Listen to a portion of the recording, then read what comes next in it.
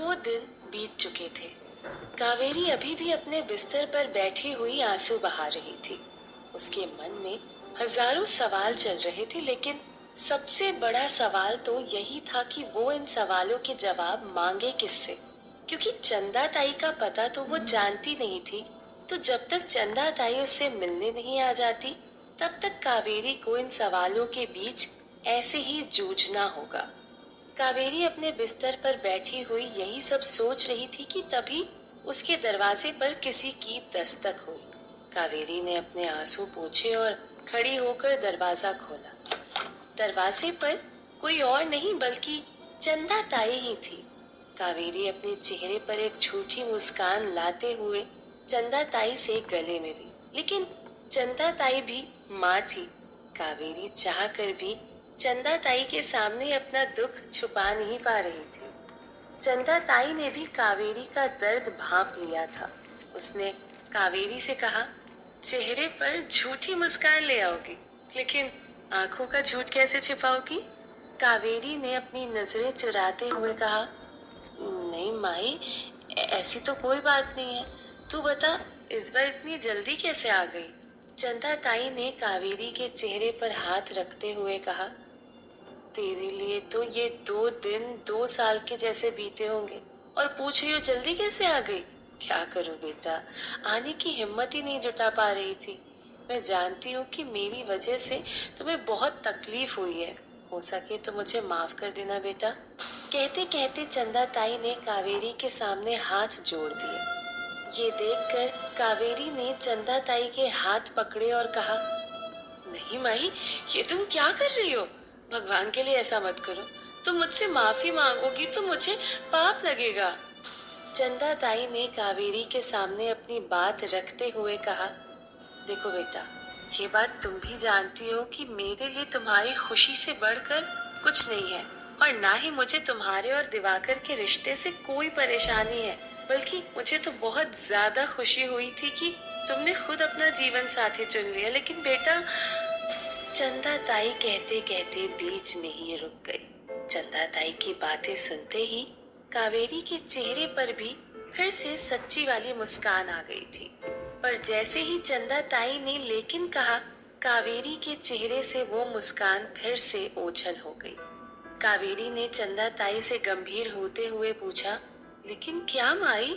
चंदा ताई ने एक लंबी सांस ली और अपनी बात को जारी रखते हुए कहा, लेकिन ये कि ये रिश्ता होने से पहले मैं तुम्हें और दिवाकर को कुछ दिखाना चाहती हूँ, कहीं ले जाना चाहती हूँ। ये सुनकर कावेरी भी थोड़ा अचरज में पड़ गई। उसने चंदा ताई से पूछा, कहीं ले जाना चाहती हूँ? कहाँ माई? जवाब देते हुए चंदा ताई ने कहा, वो मैं तुम्हें वहां ले जाने के बाद ही बताऊंगी। तुम पहले दिवाकर को ले आओ, मैं यहीं बैठकर तुम्हारा इंतजार करती हूँ। हम आज ही जाएंगे। इसके बाद कावेरी ने कोई सवाल नहीं किया और दिवाकर को बुलाने के लिए वहां से चली गई। वहीं दूसरी तरफ मायापुर में इस तरह जवान लड़कियों के गायब होने की और आत्महत्या करने की घटनाएं बढ़ती ही जा रही थी। हालांकि इस बार कोई घटना नहीं घटी थी, पर फिर भी ये घटनाएं चंद्रकला को काफी विचलित कर रही थी। चंद्रकला आज टीले वाले बाबा की कुटिया में मौजूद थी। चंद्रकला की परेशानी को टीले वाले बाबा ने भांप लिया था। टीले वाले बाबा ने चंद्रकला से कहा, क्या बात है चंद्रकला, काफी परेशान दिख रही हो? चंद्रकला ने अपनी परेशानी जाहिर करते हुए कहा, हाँ बाबा, मायापुर में लड़कियों के साथ होने वाली घटनाएं बढ़ती ही जा रही हैं। पत्थरभुज बाबा तो कह रहे थे कि ये सब घटनाएं काले साए कर रहे हैं, लेकिन मुझे इस बात पर शंका है। इस पर टीले वाले बाबा ने चंद्रकला से पूछा, शंका? कैसी शंका? जवाब देते हुए चंद्रकला ने कहा, बाबा, आपने ही कहा है ना कि काले साए बिना कोई मकसद के कभी कुछ नहीं करते। तो अगर काले साए या अंगुना ये सब कर रही है तो कुछ तो मकसद समझ में आता होगा उसका। लेकिन ना ही कोई मकसद समझ में आया है, ना ही आज तक मुझे काले सायों का कोई आभास हुआ है। मुझे तो लग रहा है कोई बहुत बड़ा खेल रच रहा है ये सब करके। चंद्रकला के तर्क टीले वाले बाबा को ठीक लग रहे थे। कहीं ना कहीं टीले वाले बाबा के मन में भी इन सब घटनाओं को लेकर काफी सवाल थे। तो टीले वाले बाबा ने चंद्रकला से कहा, तो फिर पता लगाओ चंद्रकला कि आखिर ये सब कर कौन रहा है, और जब तक ये पता नहीं लगा लेती तब तक तुम्हारी छुट्टी है। तुम्हें यहाँ आने की जरूरत नहीं है और ना ही मैं मायापुर आऊंगा।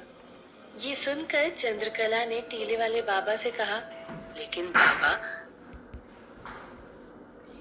अगर आप भी मेरे साथ चलते और अगर हम दोनों मिलकर इस बात का पता लगाते तो काफी आसान हो जाता। मैं अकेली कैसे? टीले वाले बाबा ने चंद्रकला को बीच में ही टोकते हुए कहा, नहीं चंद्रकला, अब समय आ गया है कि मायापुर की रक्षा तुम अकेले करो। मैं हमेशा तुम्हारे साथ नहीं रह सकता। अपने निर्णय तुम खुद लो। अब तुम पूरी तरह से तैयार हो। टीले वाले बाबा ने ये कह तो दिया था कि अब वो तैयार है, लेकिन चंद्रकला को अभी भी खुद पर पूरी तरह विश्वास नहीं था, क्योंकि आज तक हमेशा टीले वाले बाबा एक परछाई की तरह चंद्रकला के साथ रहते थे। चंद्रकला को कभी अकेले नहीं छोड़ा था। मायापुर पर आने वाले हर संकट का सामना दोनों ने साथ मिलकर किया था। इसीलिए जब एक साथ पूरा भार चंद्रकला के ऊपर आया तो चंद्रकला एक बार के लिए थोड़ा डर गई थी। लेकिन भले ही चंद्रकला को खुद पर विश्वास नहीं था, पर उसे टीले वाले बाबा पर विश्वास था। चंद्रकला ने इसे टीले वाले बाबा का आदेश समझकर स्वीकार कर लिया और बिना कोई सवाल किए टीले वाले बाबा का आशीर्वाद लेकर वहां से चली गई। शंका सिर्फ चंद्रकला के मन में ही नहीं थी, बल्कि यामिनी के मन में भी थी। यामिनी की शादी को उस वक्त कुछ ही समय हुआ था, लेकिन कुछ ही समय में यामिनी मायापुर के माया जाल में फंस चुकी थी।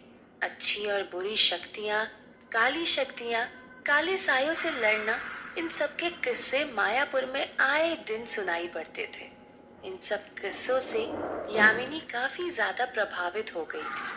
वो ये सब शक्तियाँ सीखना चाहती थी ताकि आगे चलकर इन शक्तियों के बलबूते वो मायापुर पर राज कर सके। लेकिन वो ये भी जानती थी कि दैवीय शक्तियाँ हासिल करना इतना आसान काम नहीं है। पर यामिनी को इस बात से कोई फर्क नहीं पड़ता था कि चाहे दैवीय शक्ति हो या काली शक्तियाँ, उसे तो बस शक्तियों से मतलब था। यही सोचकर यामिनी के मन में पत्थरभुज बाबा का ख्याल आया। इस वक्त वही एक थे जो यामिनी को काली शक्तियाँ सिखा सकते थे, क्योंकि कहा जाता था कि पत्थरभुज बाबा काले सायों से लड़ने के लिए दैवीय शक्तियों का नहीं बल्कि काली शक्तियों का इस्तेमाल कर रहे थे। सरपंच रामनाथ जी और माधव जी की नजरों से छिपकर यामिनी एक दिन भरी दोपहरी में पत्थरभुज बाबा से मिलने उनकी कुटिया में पहुंच गई। उस वक्त पत्थरभुज बाबा अपनी कुटिया में साधना कर रहे थे। पत्थरभुज बाबा ने एक बार के लिए आंख खोलकर यामिनी की तरफ देखा, लेकिन फिर अपनी साधना में लग गए। यामिनी वहीं पर बैठकर पत्थरभुज बाबा की साधना खत्म होने का इंतजार करने लगी। समय बीत रहा था, लेकिन बाबा की साधना समाप्त नहीं हो रही थी। वहां हो रहे यज्ञ की वजह से यामिनी पसीने से तरबतर हो चुकी थी। अब धीरे धीरे यामिनी के सब्र का बांध टूटता जा रहा था। हवेली की बहू होने की वजह से यामिनी को इंतजार करने की आदत नहीं थी। वो अब और इंतजार नहीं कर पा रही थी। यामिनी गुस्से में उठकर पत्थरभुज बाबा के पास गई और बाबा से कहा, शायद आपने मुझे पहचाना नहीं। मैं सरपंच रामनाथ जी की छोटी बहू यामिनी हूँ। मैं इतना इंतजार नहीं कर सकती। आपकी जो भी साधना है बाद में कर लीजिएगा, मुझे आपसे जरूरी बात करनी है। ये बात गांव में सब लोग जानते थे कि पत्थरभुज बाबा का स्वभाव बहुत ज्यादा कठोर था। उन्होंने आंखें बंद किए हुए ही गुस्से में जवाब देते हुए कहा, अगर इंतजार नहीं कर सकती तो चली जाओ यहाँ से। जरूरत मुझे नहीं, तुम्हें है मेरी। पत्थरभुज बाबा का जवाब सुनकर यामिनी को भी बहुत गुस्सा आया। आज तक उससे इस तरह से किसी ने बात नहीं की लेकिन यामिनी बिल्कुल चुप रही, क्योंकि वो जानती थी कि इस वक्त उसे उनकी जरूरत भी है और पूरे गांव वाले पत्थरभुज बाबा को बहुत मानते भी हैं। तो अगर ऐसे में उसने पत्थरभुज बाबा को कुछ कह भी दिया तो ये उसके लिए ही ठीक नहीं रहेगा। यही सोचकर उसने बेमन से पत्थरभुज बाबा से माफी मांगते हुए कहा, माफ कर दीजिए बाबा, दरअसल काफी देर से यहाँ बैठी हूँ और घर में किसी को बताकर भी नहीं आई हूँ, इसीलिए घर जाने की थोड़ी जल्दी है मुझे। ये सुनकर पत्थरभुज बाबा ने अपने आप को शांत करते हुए अपनी आंखें खोली और कहा, कहो क्या कहना है। जवाब देते हुए यामिनी ने कहा, बाबा मैं आपकी सेविका बनना चाहती हूँ, मुझे भी आपकी तरह विद्याएं सीखनी है। ये सुनकर पत्थरभुज बाबा ने हंसते हुए कहा, आधे घंटे भी तुम इस यज्ञ के पास में नहीं बैठ पा रही हो और तुम्हें विद्याएं सीखनी है। क्या तुम नहीं जानती हो कि ये सब विद्याएं सीखने के लिए घोर तपस्या की आग में जलना पड़ता है, महीनों सालों तक साधना करनी पड़ती है। चली जाओ यहाँ से, तुम ये सब नहीं कर पाओगी। यामिनी को अपने बारे में इस तरह की बातें सुनना बिल्कुल पसंद नहीं था। यामिनी की नजर में ऐसा कोई काम नहीं था जो वो नहीं कर सकती थी। पत्थरभुज बाबा की बातें सुनकर यामिनी ने कहा, ऐसा नहीं है बाबा, मैं इतनी भी कमजोर नहीं हूँ, मैं हर तपस्या से गुजरने के लिए तैयार हूँ। आप जो कहेंगे, जैसा कहेंगे, मैं वो करने के लिए तैयार हूँ, अच्छा बुरा सब कुछ। ये सुनकर पत्थरभुज बाबा की आंखें गुस्से से लाल हो गई। वो गुस्से में उठ खड़े हुए और यामिनी पर चिल्लाते हुए कहा, अच्छा और बुरा सब कुछ, तुम्हारी हिम्मत कैसे हुई ये सब कहने की। तुम्हें क्या लगता है मैं यहाँ कुटिया में बुरे काम करता हूँ जो मुझे किसी की आवश्यकता पड़ेगी। चली जाओ यहाँ से और आज के बाद कभी भी दिखाई मत देना, वरना मुझसे बुरा कोई नहीं होगा। यामिनी अपनी कही बात को ठीक करना चाहती थी, लेकिन पत्थरभुज बाबा की आंखों में दिख रहे गुस्से की आग से यामिनी काफी डर गई थी। इसीलिए उसने कुछ भी कहना उचित नहीं समझा और नीचे गर्दन किए हुए वहां से चली गई। वहीं दूसरी तरफ कावेरी दिवाकर को अपने छात्रावास बुलाकर ले आई थी। दोनों के आने के बाद चंदा ताई दोनों को बिना कुछ बताए अपने साथ ले गई। कुछ दूर तक तो दोनों चंदा ताई के पीछे पीछे चलते रहे, लेकिन फिर कावेरी ने एक ही सवाल अलग अलग तरीके से बार बार पूछा कि माई हम कहाँ जा रहे हैं, माई तुम हमें लेकर कहाँ जा रही हो। लेकिन चंदा ताई ने किसी सवाल का कोई जवाब नहीं दिया। उस वक्त शाम के कुछ 7 बजे थे। तवायफ खाने की गलियों में इस वक्त सबसे ज्यादा भीड़ होती थी। कुछ ही देर बाद चंदा ताई, कावेरी और दिवाकर उन गलियों में पहुंचे। कावेरी और दिवाकर दोनों ही थोड़े अचरज में थे कि चंदा ताई उन्हें यहाँ क्यों लेकर आई है। उन गलियों में उन औरतों के बीच में कावेरी खुद को बहुत असहज महसूस कर रही थी। आखिरकार कावेरी चलते चलते रुक गई और चंदा ताई से कहा, माई तुम हमें यहाँ क्यों लेकर आई हो, मुझे बहुत ही अजीब लग रहा है, चलो यहाँ से चलते हैं। चंदा ताई जो आगे चल रही थी पीछे मुड़कर कावेरी से कहा, बस कुछ देर और बेटा, तुम्हें तुम्हारे सारे सवालों के जवाब मिल जाएंगे। कहकर चंदा ताई फिर से आगे की तरफ बढ़ने लगी। लेकिन जैसे जैसे चंदा ताई आगे की तरफ बढ़ रही थी वैसे वैसे कावेरी और दिवाकर और ज्यादा चकित हो रहे थे, क्योंकि वहाँ मौजूद औरतें, लड़कियां सब चंदा ताई से इस तरह मिल रही थी जैसे वो चंदा ताई को बरसों से जानती हो। कुछ दूर और चलने के बाद चंदा ताई तवायफ खाने के मुख्य मकान के अंदर चली गई। कावेरी और दिवाकर को अंदर जाते हुए बहुत ही शर्मिंदगी महसूस हो रही थी, लेकिन अंदर जाने के अलावा उनके पास दूसरा कोई रास्ता नहीं था। उस दिन रमा ताई किसी काम से शहर से बाहर गई हुई थी, इसीलिए चंदा ताई को रोकने वाला कोई नहीं था, ना ही कावेरी को लेकर कोई सवाल जवाब करने वाला था। चंदा ताई कावेरी को सीधे अपने कमरे में ले गई। कमरे के अंदर चंदा ताई ने दरवाजा बंद कर लिया। अंदर पहुंचते ही कावेरी ने चंदा ताई से पूछा, माही अब तो बताओ ये सब क्या है और तुम हमें यहाँ क्यों लेकर आई हो। चंदा ताई ने दोनों को खाट पर बिठाया और खुद सामने एक कुर्सी पर बैठते हुए दिवाकर से कहा, दिवाकर बेटा, आज मैं तुम्हें अपने और कावेरी के बारे में कुछ ऐसा बताने वाली हूँ जिसके बारे में खुद कावेरी भी नहीं जानती है। मैं कभी नहीं चाहती थी कि कावेरी को इस सच्चाई का सामना करना पड़े, लेकिन ये सच्चाई बताने के अलावा मेरे पास कोई दूसरा रास्ता नहीं है। लेकिन हो सकता है ये सच्चाई जानने के बाद तुम कावेरी से प्यार करना छोड़ दो, उससे सारे रिश्ते तोड़ लो। यहाँ तक कि ये भी हो सकता है कि कावेरी मुझसे भी अपने सारे रिश्ते तोड़ ले।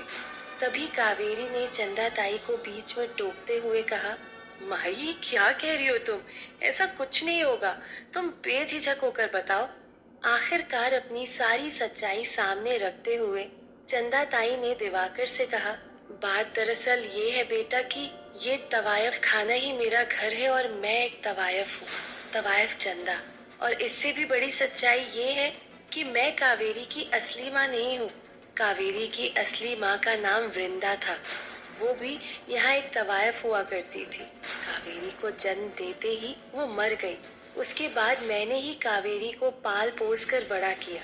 चंदा ताई की ये बातें सुनने के बाद मानो कावेरी के कानों के पर्दे फट गए थे। उसे चंदा ताई की बातों पर अभी भी विश्वास नहीं हो रहा था। क्या कावेरी चंदा ताई की सच्चाई को स्वीकार कर पाएगी?